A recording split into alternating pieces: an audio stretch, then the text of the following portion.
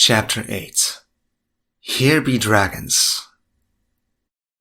When the waters of Blackwater Bay are at low tide, the castle high tide connects to the island Driftmark by only a castaway, before it's flooded again at high tide. So when the royal party arrived yesterday, they nearly got stranded on the wrong side. Hariel rambled absently to Vhagar and Pasiltan, sitting on a grassy beach dune while the sun started its steady climb on the horizon. Not far away, Hagrid was scooping dragon dung into a wheelbarrow to be reused as a fertilizer, and it simultaneously made the place nicer for Vhagar. In the meanwhile, Hariel distracted the gigantic dragon so Hagrid wouldn't get flambéed doing so. Vhagar just lost her human, and spent her days since Lena's death sleeping on the beach or snarling at anyone who neared. Even with Pasiltan, this was the first time Hariel was allowed to stay for more than a couple minutes before Vhagar threatened to eat her. The royals had loads of horses, carriages and people who wouldn't have wanted to swim across, so they timed their arrival with the tides, but cut it so late they nearly had to wait a day on the main island for the changing water levels. It's one of the castle's natural defense systems. Not against me, Vhagar rumbled, her grating voice like nails on chalkboard to Hariel's poor ears. No. Any dragon can fly across and burn the castle to its foundations, regardless of water levels. But please don't do that to the high tide. Lena would have been upset. You don't speak for my human. No, but her daughters live in the castle, and unlike you, Lena liked her children. Vhagar grumbled in reluctant agreement, her glinting eyes following Hagrid's labors.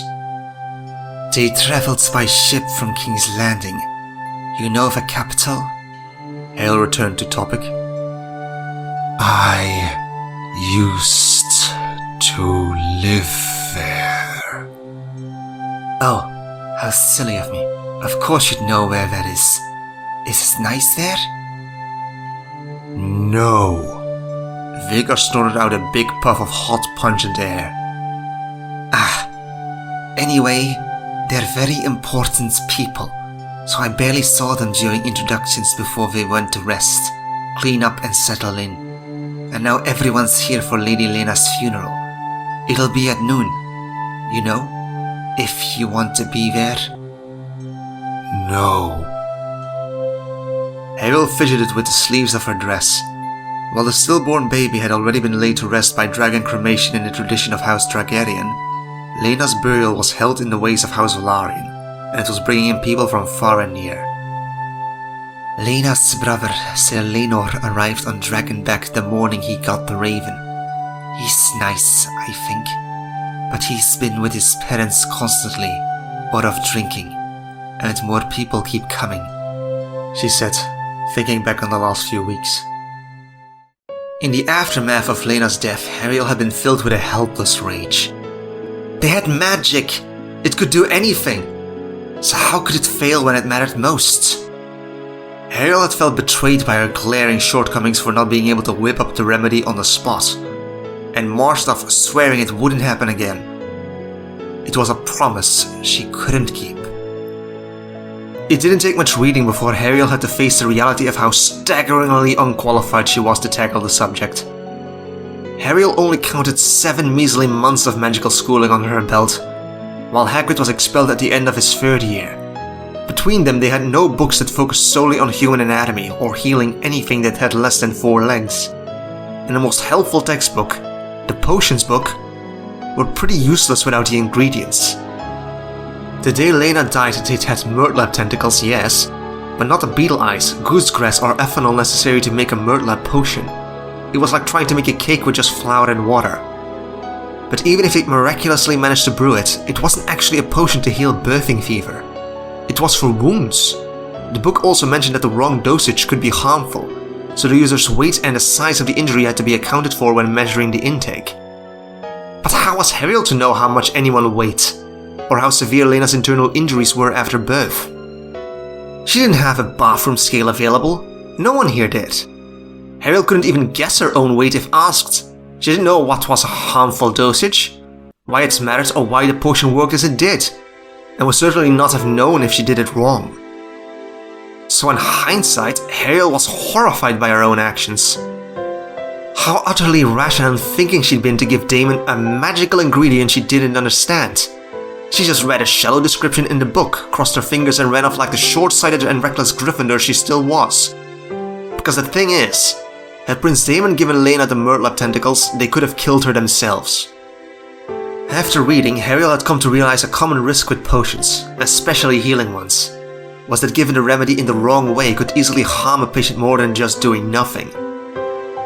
The wrong antidote was just another poison, like overdosing a patient on morphine. There was a reason magical doctors and magical healers required a lengthy education to get their licenses, and Ariel was starting to understand why. Bloody hell, what would Ariel have done if she had killed Lena? She'd had died that day anyway, but that's not how her family would have perceived it if Lena had been given the Murtlap tentacles and died right after. Ariel would have been blamed for murdering the wife of a prince, and rightly so. They'd have probably have cut her head off, or fed her to Caraxes. So how could Ariel learn better? Sure, Ariel knew it was possible, but she didn't have any books or people to tell her the hows and whys. All that knowledge was a whole world beyond her reach, and if she'd known how to get hold of any of it, Ariel wouldn't be in Westeros at all, but back home at Hogwarts learning these things like she was supposed to in the first place. So what options did it leave her with? To reinvent the spells and potions? How? Through trial and error? On herself? On others? Was she going to start human experiments now? Ariel was barely 13, she assumed, with less than a year of magical schooling and no library or teachers. If she was to reinvent anything, Ariel would need to risk testing unknown substances such as wild plants, insects and raw animal organs to see if it was safe to consume, and in which quantities. Either on herself or by channeling her inner Frankenstein and start magical experiments on the servants here. Either way, the most likely scenario would probably be that Ariel ended up killing herself testing some highly toxic chickpea. It was too big a subject, and Ariel had to accept she'd probably never regain the healthcare options of her old world. That for all the theories, it just wasn't feasible in practice.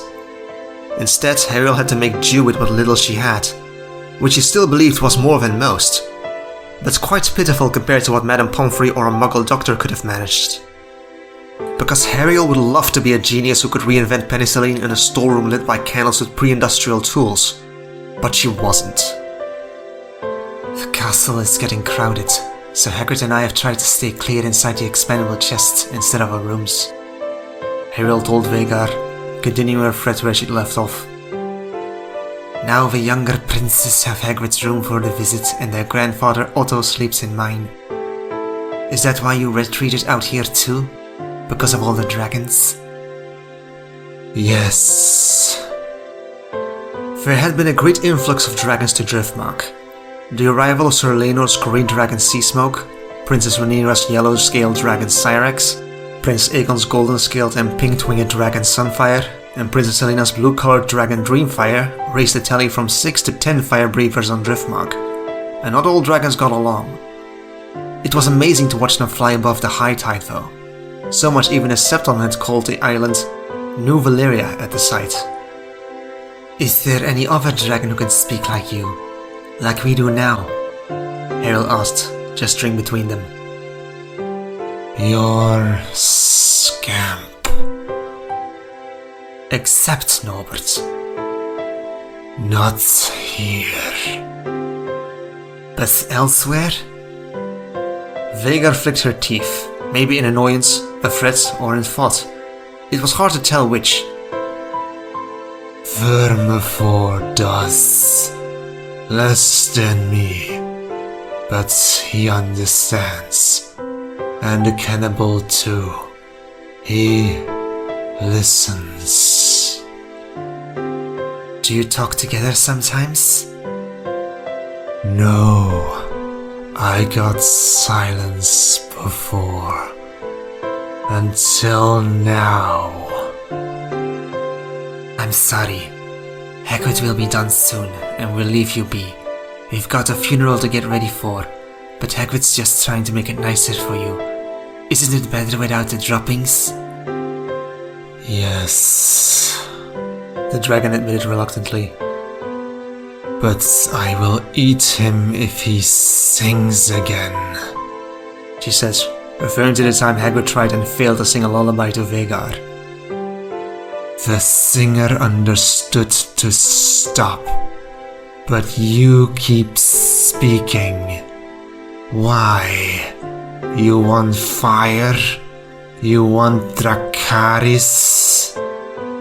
No, please no Dracarys, Hale said quickly, worried the dragon would actually start burning stuff.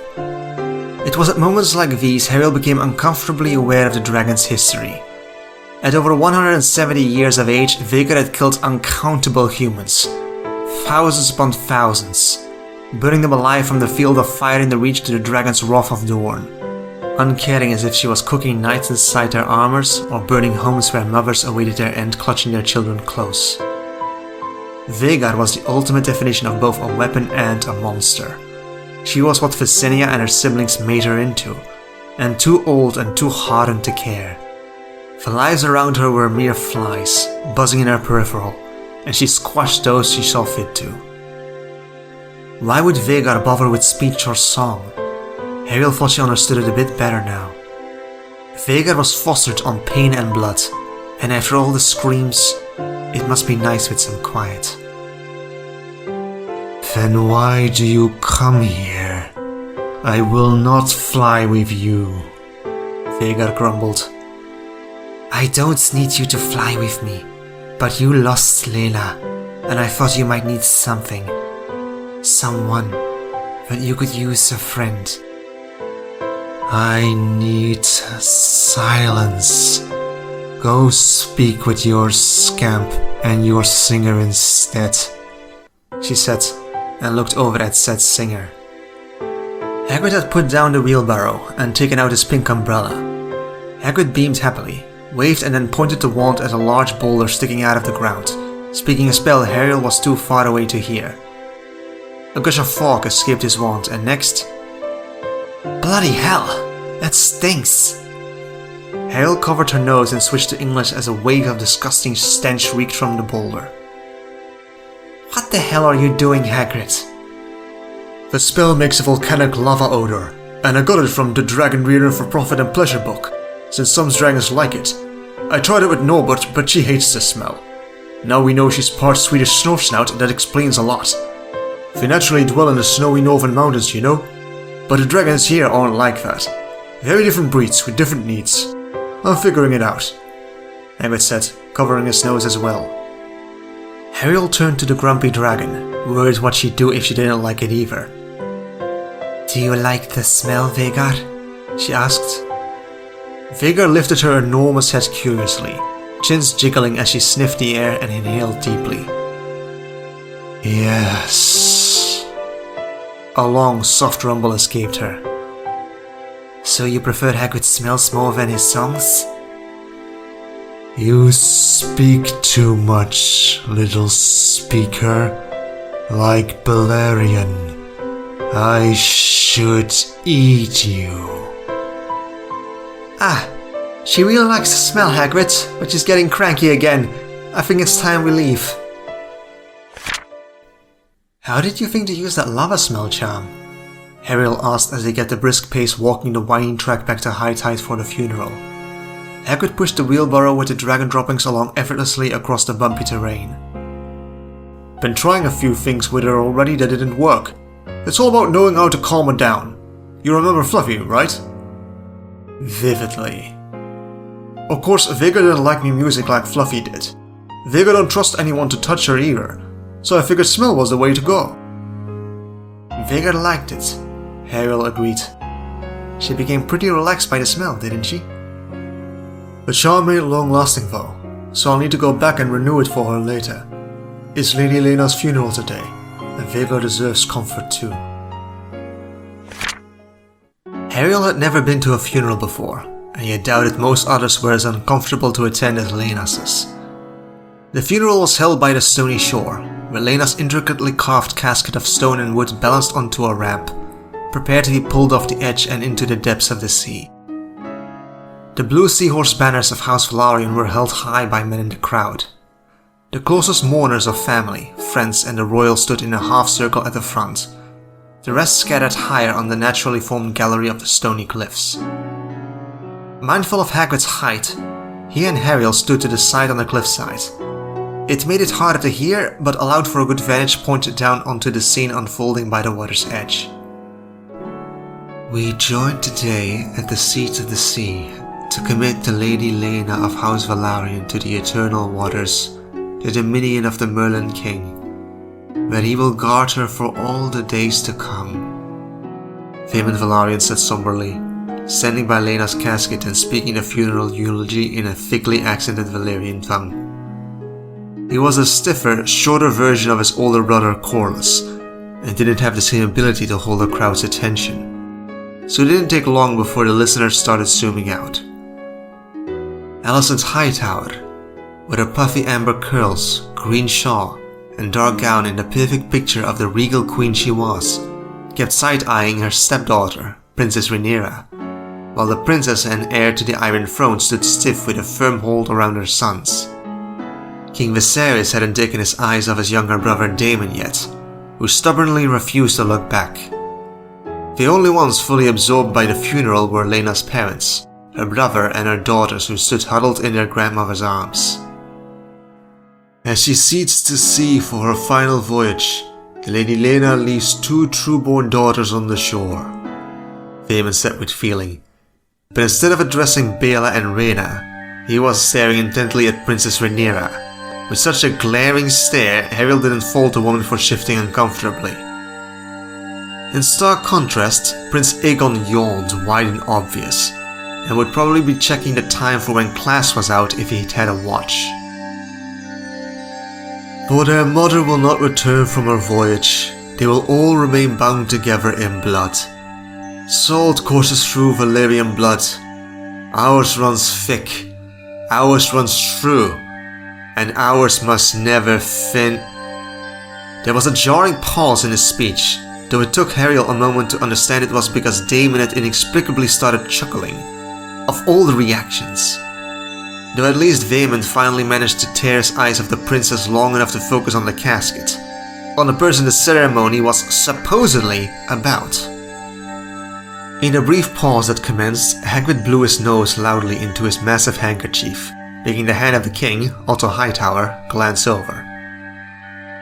My gentle niece, may the winds be as strong as your back, your seas as calm as your spirit, and your nets be as full as your heart. From the sea we came, to the sea we shall return. Ariel couldn't put her finger on why or how, but she could feel the tension around them rising in her bones. And just as she was sure this was about to unravel into the most awkward funeral ever, a long rumble reverberated through the air. The crowd startled, and the knights who'd been pulling the rope of Lena's casket halted in their tasks. Everyone looked around as the enormous shape of Vhagar came flying over high tide. So she came to say farewell after all. The dragon's arrival caused a stir. As Vhagar soared above the funeral, the massive beats of her wings caused harsh gusts of air to blow skirts, cloaks and hair around, and a couple seahorse banners toppled into the ocean. The guests got scarce when Vhagar let out a massive fireball, though it didn't harm anyone. The fiercely scorching dragonfire soared lethal yet harmlessly over the ocean's surface instead. Let it go, Rhaenys told the knights holding the casket ropes, her voice cracking. Vhagar circled the sky once more, pale daylight flickering to the tears of her massive wingspan. And as Lena's casket plummeted into the sea, Vhagar soared higher until she was swallowed by the clouds. With Hagrid being twice as tall as everyone else, they gathered some attention just crossing the floor.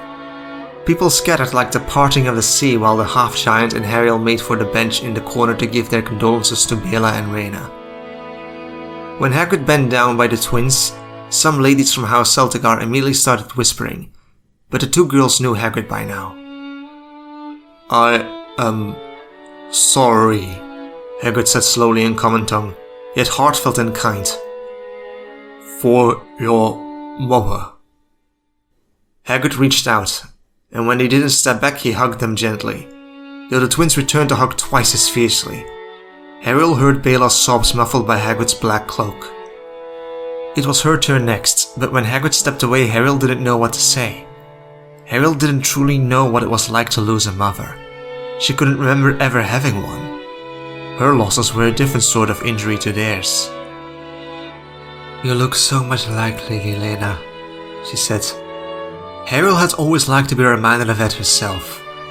That she still had a connection to her parents even in death, and hoped it to be similar for them.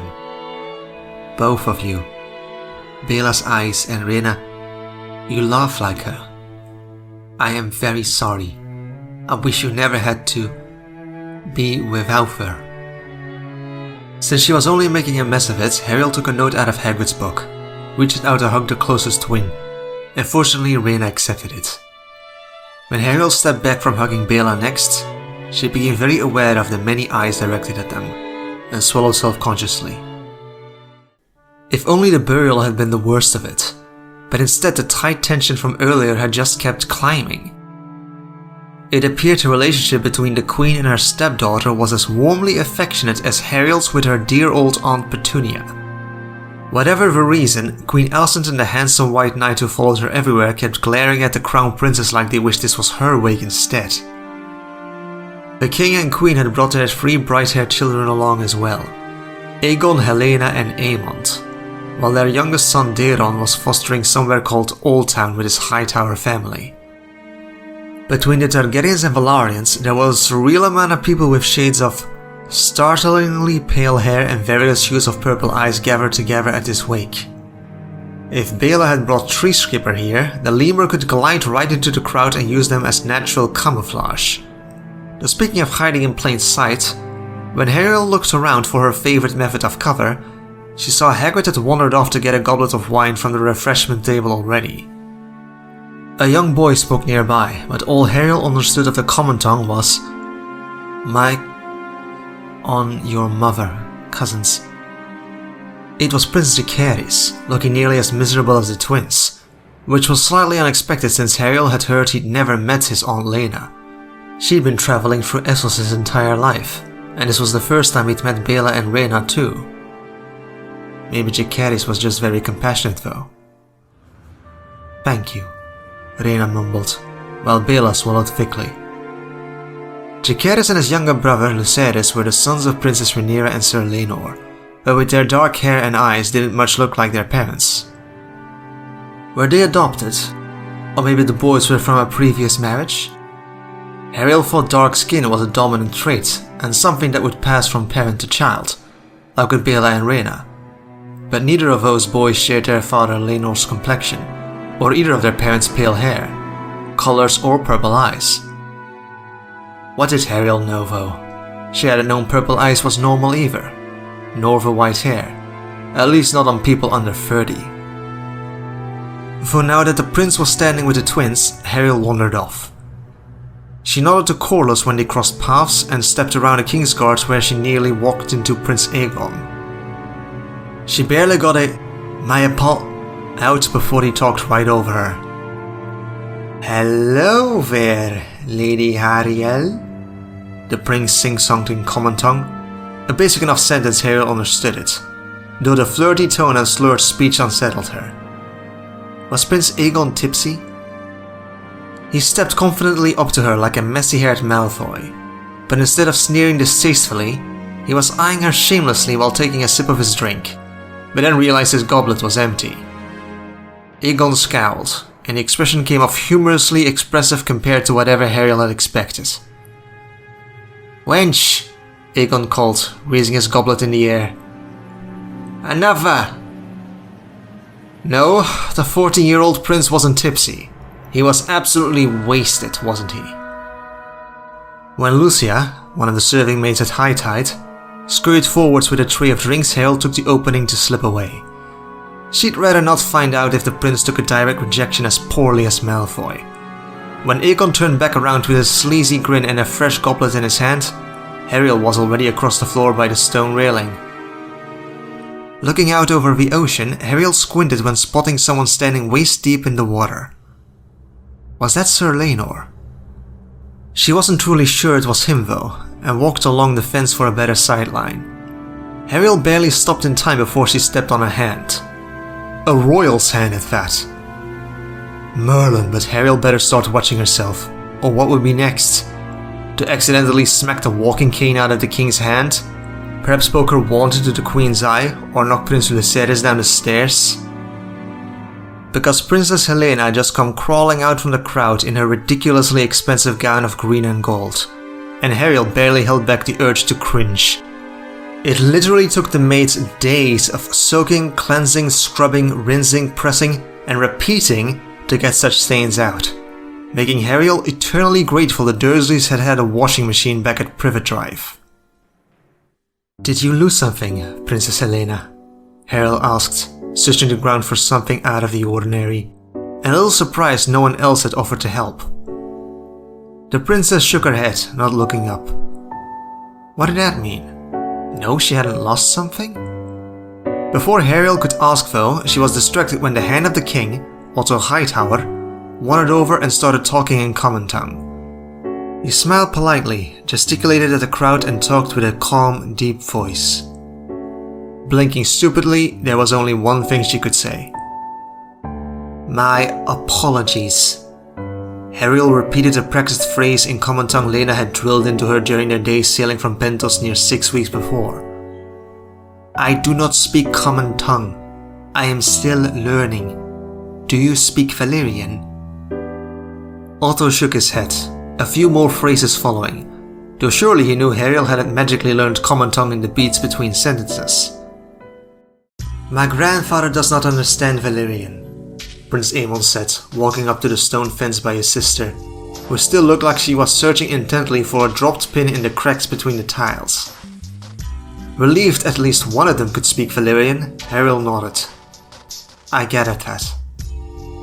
Aemon switched to common tongue, talking to his grandfather, before gesturing towards Helena. Whatever he said made the aged man answer shortly, nodded to Ariel, and then headed back into the throng of people. "Does Princess Helena speak Valyrian?" "Some," Aemon said at the same time as his sister nodded sharply, though Helena still didn't look up. Was it the black insect crawling along the tiles that had Helena so captivated? A cricket. To see better, Ariel made the mistake of stepping forwards and bending at the waist, but the movement scared the cricket. Fast as a shadow, it jumped, but Ariel's former insect reflexes kicked in instinctively when the little insect leapt straight at her, snapping it up midair in her fist. That was a nice catch. Ariel was a little impressed with herself. No. At that, the princess had finally deemed Ariel worthy of her attention. She got to her feet in a hurry, ignoring her brother's hand when he offered to help her. "You should not have done that." Princess Helena spoke with a heavily pronounced Westerosi accent. "Why, you mean this?" She held up the hand with the cricket. "Yes, my sister wanted it... Prince Aemon struggled to find the word, and it was actually pretty neat to see someone else struggle with their translations for once. "Not dead? Alive?" Ariel corrected him. Aemon scowled. "Yes, alive. She was watching it be alive." Well, that could be rectified easily enough. It's still alive. Turning her hand palm up, Ariel spread her fingers wide to reveal the cricket. The insect stood shocked for a moment and then sprang for freedom, leaping in a wide arc and landing by the stony stairs to the beach, then out of view entirely. "Oh," Helena said, the spark of annoyance falling from her shoulders. Good. A dead cricket is rare. I needed to watch it, and it's useless to me dead when its uncommon way of life is what makes it different." "You like crickets?" Ariel asked. Helena nodded hesitantly, struggling to hold eye contact for more than a few seconds before her violet eyes flickered away. Though the princess didn't seem to be very self-conscious, since crawling around at her bugs at a wake required a certain "I don't give a shit" attitude, Helena appeared shy anyway. It is unusual to see the crickets in the noon sun. They sleep at day, the princess said. Despite her thick accent, she had a good grasp of Valyrian words, probably better than her brothers. Though her awkward pronunciations made Ariel think Helena spent more time reading the language than speaking it. They live their lives at night, when the crickets sing to the moon. People hears but don't listen, and they mistake the cricket song for a grasshopper's. But grasshoppers are green and live under the sun, while the black crickets are creatures of the night. I did not know, Ariel told her. It had been a while since she received a lecture like this. Princess Helena sounded and behaved absolutely nothing like Hermione, but was just as passionate about this topic as her old friend was gushing over transfiguration. I once heard the song. The noise from crickets are the wings rubbing together, but grasshoppers use their legs. Helena forced herself to maintain eye contact as she asked, "Do you like the crickets or the grasshoppers?" Ariel honestly didn't have an opinion about insects running deeper than thinking they were good in her potions but horrible in her soup, though Helena was obviously deeply fascinated with them. I do not know enough to like one over the other. Which do you like, princess? Spiders. Ariel burst out laughing, but Helena took it the wrong way, flinching back in a way she recognized from the Dursleys, like she was being mocked. Ariel hurried to explain herself. Forgive me, I laugh because Hagrid likes spiders too. He used to have a very big spider as a pet, Aragog. He talks of it often. Is that so? Helena and her brother looked over, easily spotting Hagrid in the crowd even while he was sitting down. Though it reduced him to the same height as those standing, he remained broader even seated. You are not what I was told you'd be, Lady Hariel. Those who spoke of your arrival at Driftmark carried tall tales. Ariel arched a brow. Oh? Until then, the princess had gradually relaxed into their conversation, but at this Helena's defenses came back up, and she turned her head in her brother's direction with an uncomfortable grimace. Well, that couldn't be good. Do you not know there's talk of you in King's Landing? Eamon's chin jutted out into a haughty expression that made it seem as if he smelled something bad, but wasn't quite sure from where. Surely there are rumors here as well. How can I? I do not speak common tongue well. You were surprised though. You did not expect tales to spread? He asked unimpressed. Stupid, he muttered in common tongue. I do not speak it well, Prince Aemond, but I still understood that one. His face flushed, but didn't apologize. Helena rolled her right shoulder back, holding it at an awkward angle before sighing. Is it true you hatched a dragon? Hagrid and I did. The young blue dragon. Ariel nodded. Yes. It's true then. Helena bit her lip. My dragon Dreamfire is also blue. Surely it's not true the dragon's name is Norbert. Aemond interrupted his sister abruptly. It is? No, Aemond protested, his denial eerily similar to Damon's initial reaction to the name. Yes, Ariel said, fighting back a laugh. Why? How can you gain a dragon then name it that? And name it no respect. The name makes your dragon the court jester of its kind. He sounded so angry too, like it was the greatest offense. What does a name matter to dragons? If Norbert casts fire at people, they will not think her a joke, and no one will be laughing, she said, feeling uneasy when reminded of Norbert's forest fire back in Essos and the screams of the Loraf soldiers. Norbert is a fine name back home too. Aemond shook his head.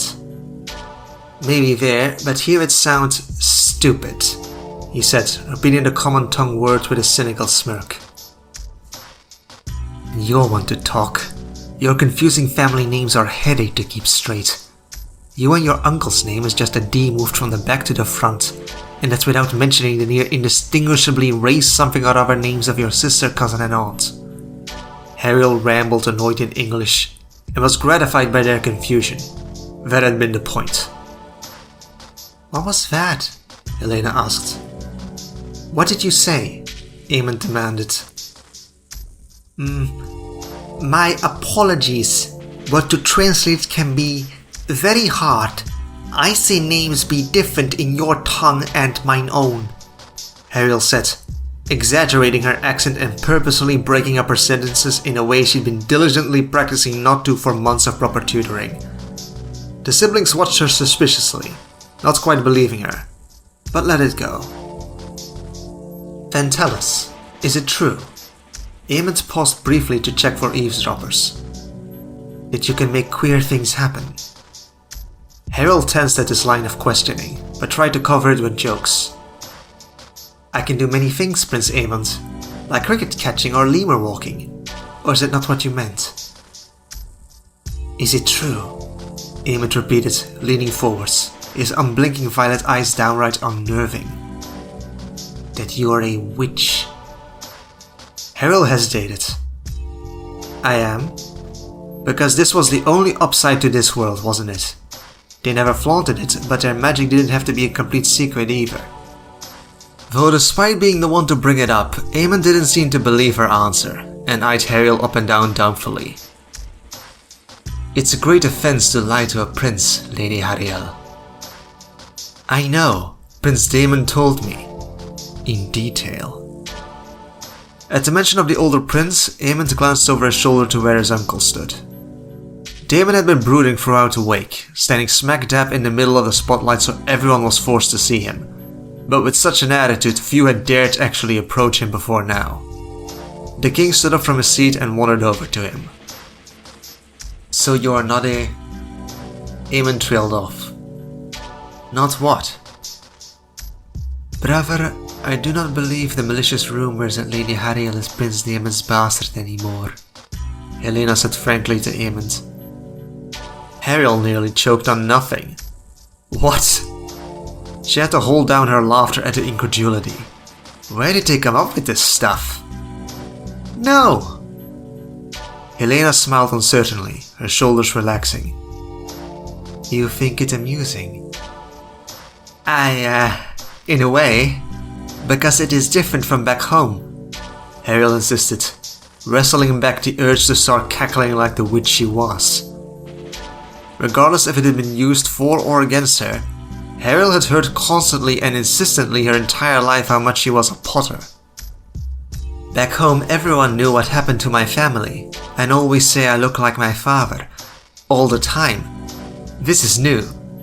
No one has ever mistaken me for another's child before. I need to tell Hagrid. Maybe I tell Bella too." "No! No!"